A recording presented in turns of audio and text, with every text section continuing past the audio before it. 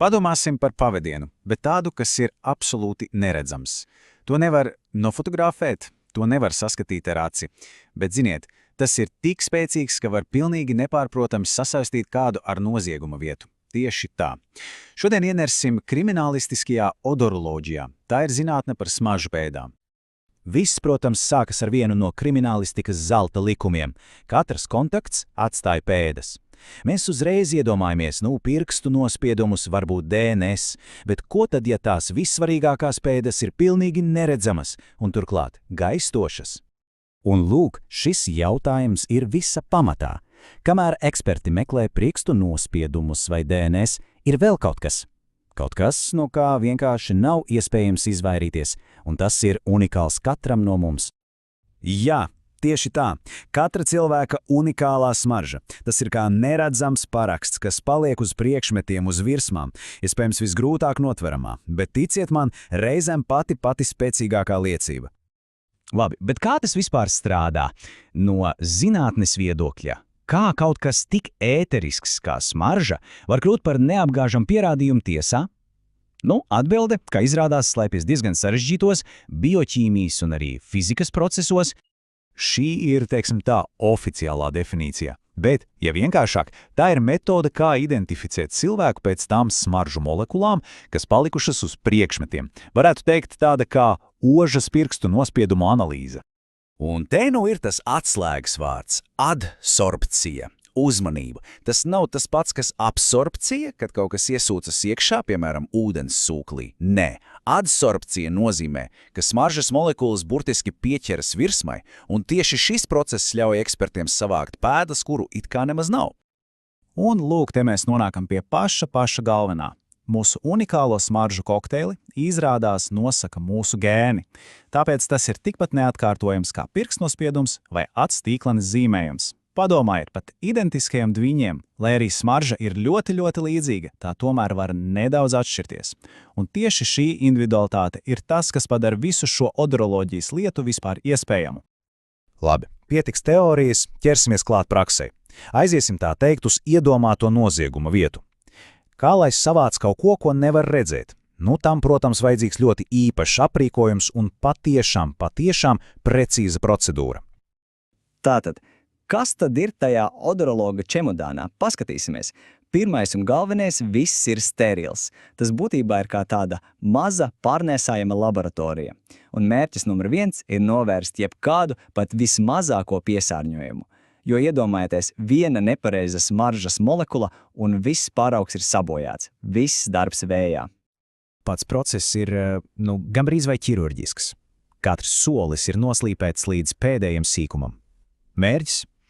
Maksimāli efektīvi noķert tās smaržas molekulas uz šī speciālā flaneļa auduma, atceramies to sauc par adsorbentu, un, protams, pasargāt to no jebkādas ārējās ietekmes. Un šis skaitlis 60 minūtes ir absolūti kritisks.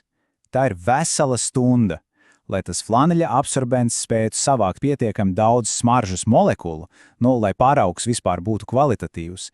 Tam ir jābūt kontaktā ar virsmu vismaz to 1 stundu.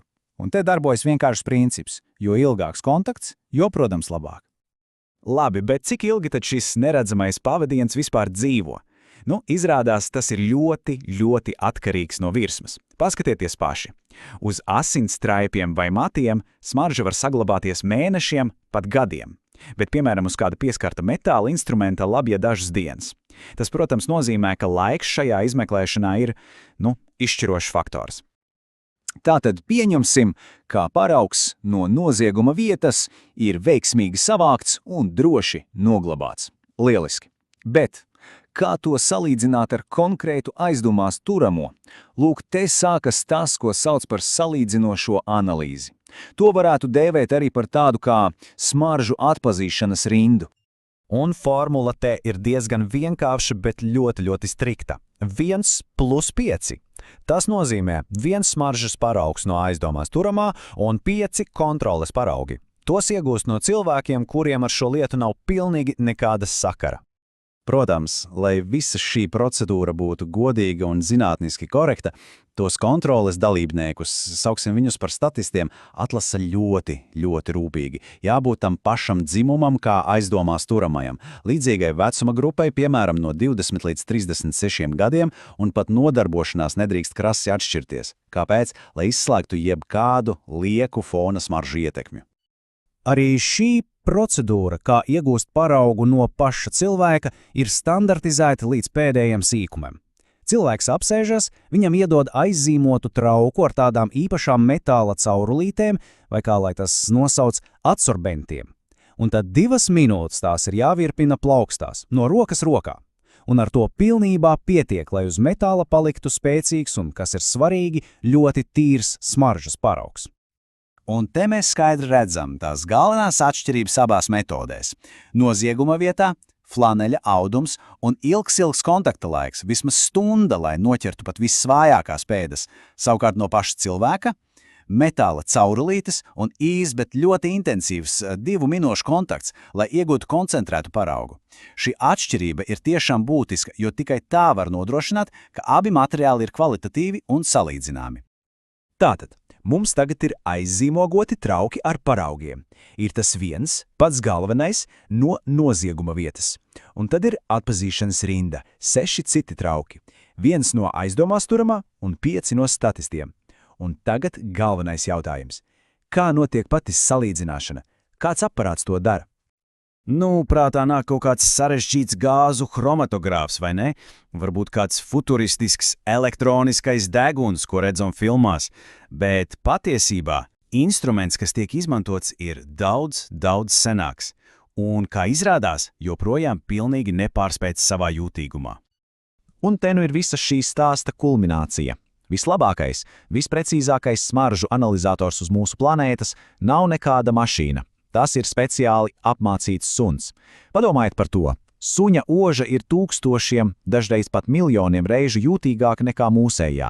Tas spēj atšķirt tādas smaržu nianses, kādas mēs pat iedomāties nevaram.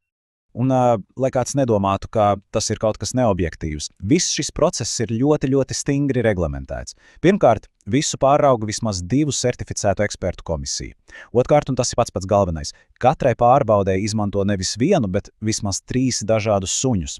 Un pozitīvs secinājums tiek pieņemts tikai un vienīgi tad, ja visi 3 suņi strādājot neatkarīgi norāda uz vienu un to pašu paraugu. Nekādu šaubu. Tātad, esam izgājuši cauri visam procesam, no pilnīgi neredzamo pēdu savākšanas līdz to analīzei ar šo īpašo biodetektoru. Bet, protams, rodas jautājums, kas tad īsti nosaka, vai šī metode konkrētajā gadījumā būs veiksmīga? Kā izrādās, viss ir atkarīgs no apkārtējiem apstākļiem.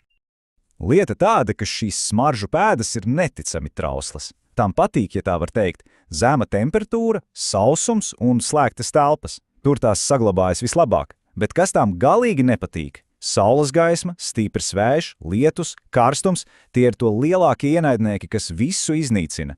Tāpēc ir absolūti izšķiroši rīkoties ātri un pareizi saglabāt notikuma vietu. Un tas viss, protams, atstāja mūs ar vienu lielu jautājumu par nākotni. Zinātnieki visā pasaulē šobrīd aktīvi strādā pie tā sauktajiem elektroniskajiem deguniem, ierīcēm, kas varētu līdzināties suņa ožai. Bet pagaidām daba joprojām ir soli priekšā tehnoloģijām. Un šī neticamā spēja atklāt neredzamo pasauli mums visapkārt joprojām pieder mūsu četrkājnajiem draugiem.